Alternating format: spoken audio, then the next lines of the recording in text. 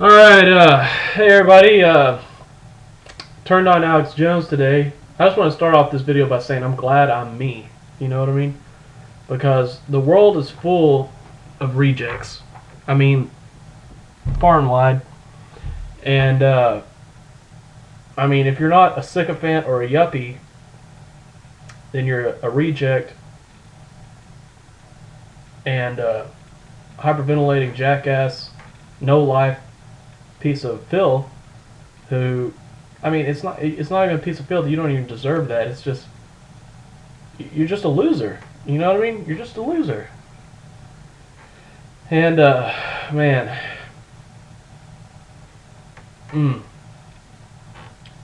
wow. Like all the kids who got beat up in high school just, I mean, seriously have been rushing for the gates, man, just to get in and be a part of this. I'm serious. And they're all there. Again, they're going back for generations, inbreeding with each other. It's amazing. Glad to be who I am. That I don't have to put a bullet in my own head. Anyways, the point of the story is that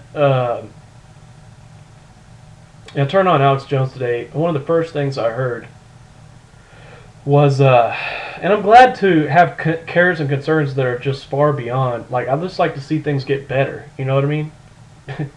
And that seems like a really hard concept for most everything. You know, and it's just it's too much to explain to anyone anywhere. Okay, so I'm not going to go into it anymore.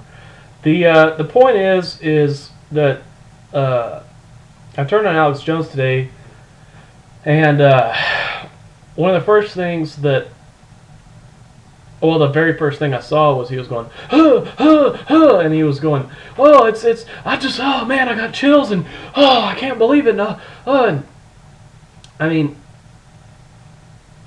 if I had just started listening to the show, then I would think, wow, I must have tuned in at a crazy time, you know what I mean?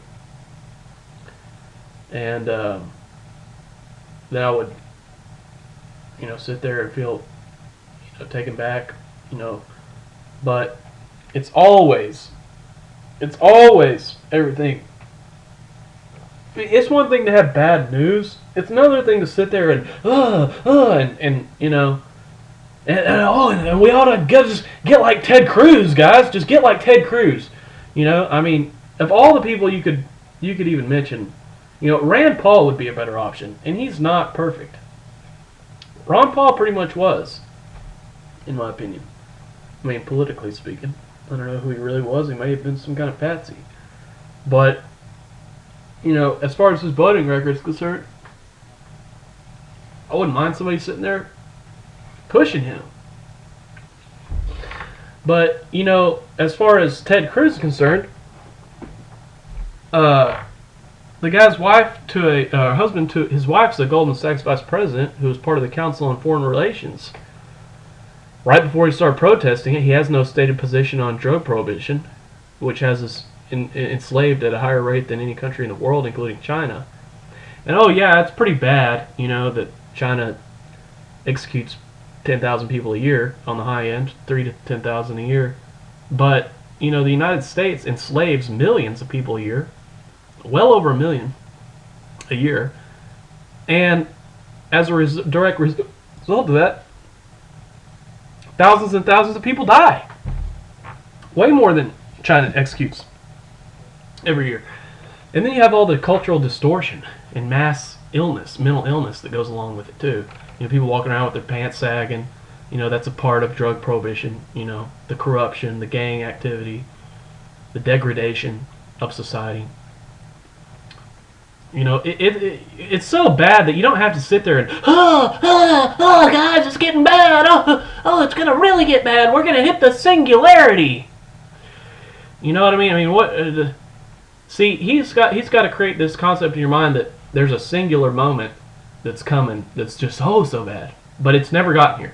You know what I mean? So that way he can still sit there and hyperventilate and crap his pants on television every single day and get everybody, all excited about, thinking that something bad is going to happen, so they're just like clinging on for dear life to hear what his next stupid fucking word is.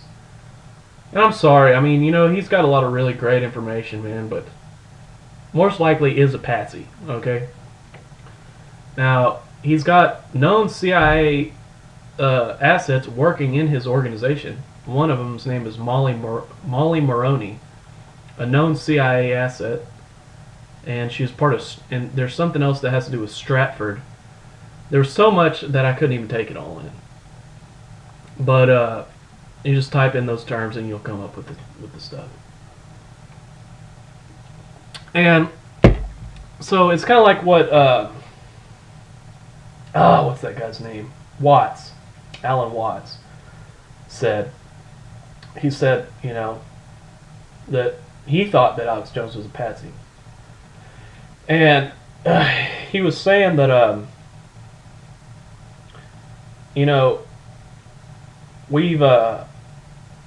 he said, he quoted one of them and he said something to the effect of, when the people need a hero, we'll provide one for them. You know what I mean? And then he went on to say he hits you like a machine gun. Basically, all the information and stuff that he provides is so impactful and so fast-paced that it's meant to subdue your expectations as to what you can ever have in terms of freedom. Or maybe it's like what some people call pessimist porn, where you're like attached to the negativity of it, and you want things to get worse because it's like your pornography. You know what I mean? And I mean, it's just sad. I mean, because I wouldn't even really start protesting the guy or even saying anything negative about him unless he just didn't sit there and harp on Ted Cruz every single day. And now we're just going to have to hit Ted Cruz and Alex Jones every single day. You know what I mean? I made a video yesterday. I'm making one today. And maybe I'll give it another nice little Ted Cruz label like I did yesterday. That video's taken, about 27 views since yesterday. So that's, I mean, if I do that every day, it'll be 1,000 a month on that video. Maybe I can do a few more and get a few thousand a month. And maybe one of these days he'll pull his head out of his ass and, start thinking clearly. Because, Ted Cruz has no stated position on drug prohibition. His wife's a Goldman Sachs vice president. They laundered the drug money. The banks laundered the drug money with impunity, openly. Wachovia got caught laundering $378 billion of drug money 2 years ago. It was given a $160 million fine. And, you ask yourself, well, how do they get away with that? Where do they get the excess to launder drug money with? What isn't being accounted for here? A lot. So, first of all, the entire monetary system has been centralized. And that's through the Federal Reserve. It's not federal, it's not a reserve. It doesn't reserve anything. Germany had to learn that the hard way, trying to keep a few $1 billion in gold in the Federal Reserve. I guess they thought it was actually a reserve. And then they called up and they said, we want our gold back. And they said, yeah, maybe in 20 years. And then you've got the fact that it's not federal. On paper, hands over to banks the authority to control monetary policy. Each of the largest banks at the time got a set percentage of stock based on what their holdings were at the time when the Federal Reserve Act was drafted. And out of that voting authority, they have control of the monetary supply. I mean, Colonel Edward House in 1912 wrote a book, and he said there's a conspiracy underway. Within a year, we'll have a progressive income tax and a central bank. And within a year, there were both of those things. And I tell people like this, and they say, well, how would we fund things if we didn't have an income tax? We didn't have an income tax, and we funded things fine. And if you look at the Grace Commission report that Ronald Reagan put into effect, they went in and found that, and you can look this up, their quote was, there isn't one nickel spent before it's absorbed by, there's not one nickel of income tax that is used for any meaningful purpose whatsoever before it's absorbed by interest and inefficiency. Most likely interest. And, you ask yourself, where does the interest come from? If I sat here and told you where I think the interest comes from, it would be so far over the top you wouldn't even believe it. Because what is mostly speculated, and I read quite a few books on this kind of stuff, is that they print money, loan us money, and then charge us interest. So you automatically can see that you never get out of debt.